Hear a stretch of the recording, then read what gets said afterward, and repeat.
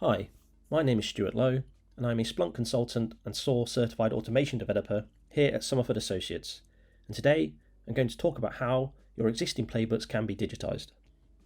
As demonstrated in the previous video, SOAR playbooks are the digital codification of the human incident response plan.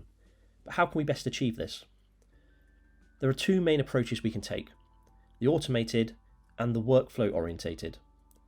In an automated approach, we will forward events from our SIEM to Splunk SOAR for enrichment and automation of tasks before returning data back to the SIEM platform, with no analyst interaction in Splunk SOAR. In a workflow-oriented approach, we send our events from the SIEM to Splunk SOAR, and using SOAR workbooks as a framework, the incident is worked through by the analyst, triggering playbooks as required, and then relevant data is returned to the SIEM. It is likely that a mixture of these two strategies will be utilised in most environments. Whatever the strategy chosen, we need to plan for the digitisation, and to do this, we need to know what to automate. The best automation scenarios are easy to understand. You know the procedures. There are well-documented response plans, and you know how long they take to follow. To begin, for example, step through a scenario with an analyst, concentrating on what is done, how it is investigated, how and when do you contain, and so on. Identify the individual tasks, and then document and diagram the process. Consider how much time is spent on each step. How often is this done per day?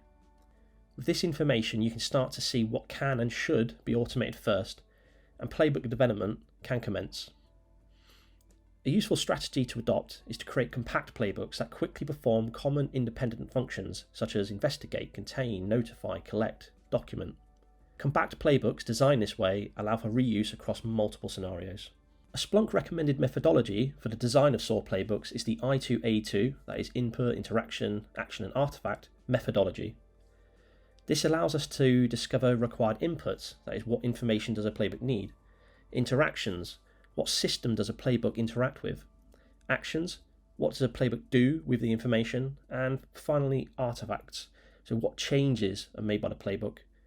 So using the simple example of a phishing email incident playbook, we have something that could look like this. So the input may be a source IP, sender domain, a URL contained within the email, or a file hash of attachments.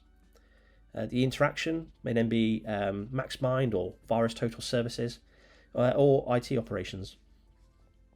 And the actions we may require, geolocation of the IP, checking file hash reputation, or a URL reputation check.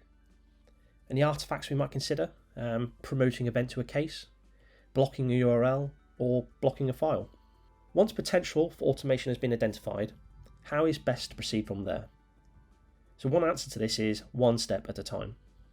Start by automating individual recurring microtasks, checking a URL reputation, and then move on to reusing these task automations across other processes, and then wider security use cases.